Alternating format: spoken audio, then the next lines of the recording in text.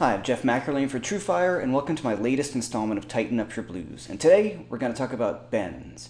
And just like when I was talking about vibrato, we really want to practice the bends with intent.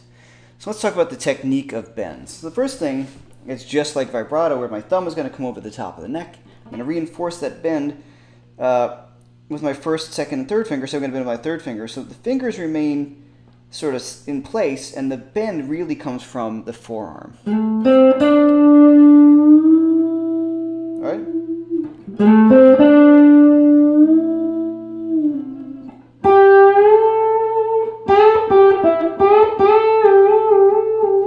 So I'm really kind of turning my forearm to get that strength behind the bend. Okay, a great way to practice bends is, let's start off with the A minor pentatonic scale. The first thing I want to think about is what note I want to bend to and what note I want to bend from.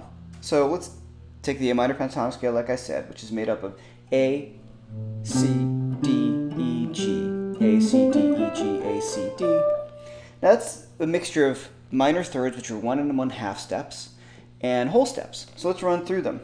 I could go C to D, which is a whole step, and practice that. So I'm going to fret the C and then go to the D.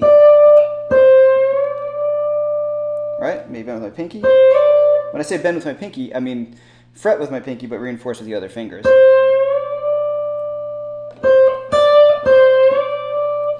Next one in the scale would be the A to the C, which is going to be very hard to get on the high string. So I might go to the second string.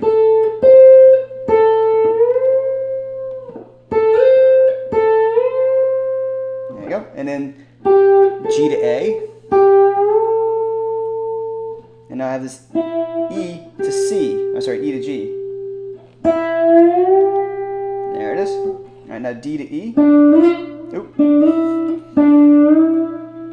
C to D. There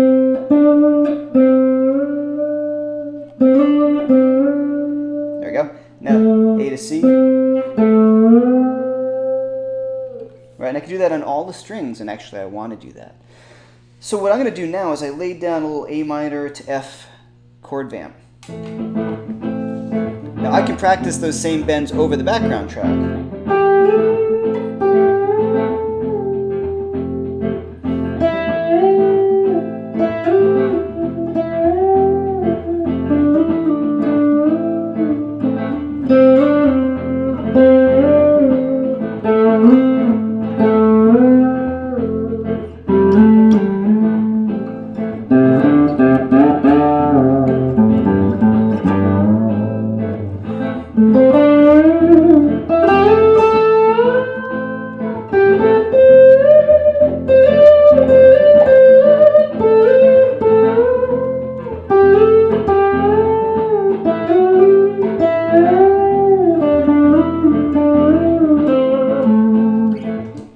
Okay, so I was just taking the A minor pentatonic scale and bending from one note of the scale to the next over a background track.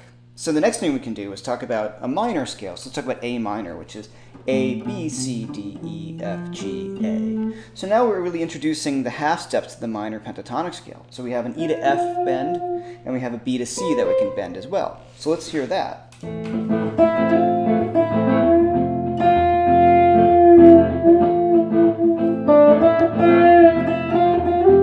That B to C.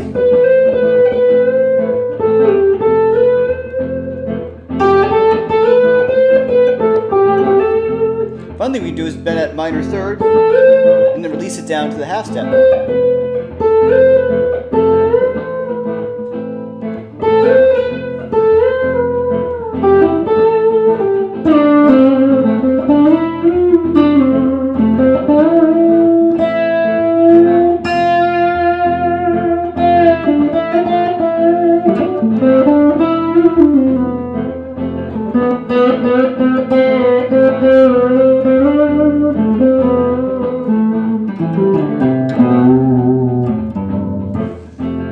Alright, so I can find those bends all over the neck.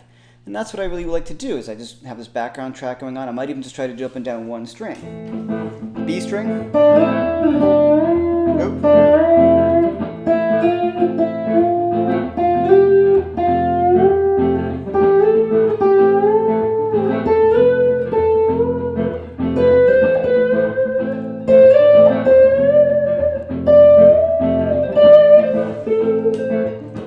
I kind of messed up down there because I just went for it and I didn't really think about it.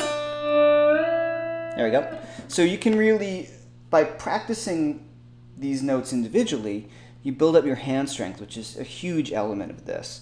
You're also fine-tuning your ears, which is also a huge element. Hey, every once in a while you're going to mess up a little bit, but when you practice these things, like I said, with intent, you're really going to reduce that quite a bit. And also when you play it over a background track like I've done, it gives it a musical framework from which you can hear those half steps and whole steps and minor thirds within the scale, and I think it becomes a lot more useful. It doesn't feel as abstract, and you're also making music with it, right? So that's always key for me. I want to practice my bends, but I also want to make music with them so I can do the both at the same time, right? I can practice them while making music. So once again, start off with the note you want to bend to, and then you can play the note that you want to bend from. And then you can fret both of them and then practice that. All right, so before I go, actually, let's talk about bending and vibratoing, which is sort of a tough technique. The trick is when we're vibratoing a note, we want to bend above the note, right? Unless we're using a tremolo bar. If we're just using our fingers, we can only bend above.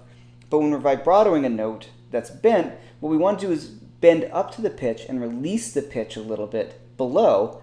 So we're going to bend up to the note and then come down back up. So it's actually the opposite of when we vibrato an unbent note. Here I'm going up, but if I want to vibrato this same G from a half step below, I'm going below that pitch. I'm going almost, but not quite as much. So that's a real hand strength issue. That's where it's really important that your thumb is over the top of the neck, you're locking these fingers. So I want to bend this whole step from C to D. What I'm doing is allowing that bend to come down. I'm releasing the string a little bit and then pushing it back up. It's the only way to get this is to practice it. That's the secret. Basically, the secret to almost everything, but you have to sit down and work through it. You got to sit there and play that note.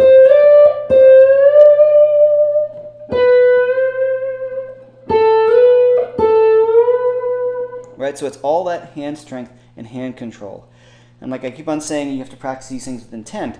If you don't practice it on purpose, you're not going to get it.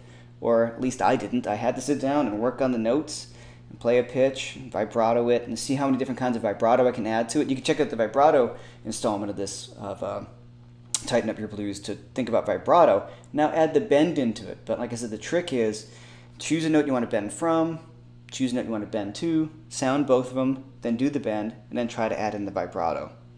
And it's a lot more fun over a background track. And a few things to think about. If your fingertips really start hurting, that means you're doing some good work. Okay, so until the next installment, I'm Jeff McErlane, Tighten Up Your Blues, and I'm here with TrueFire.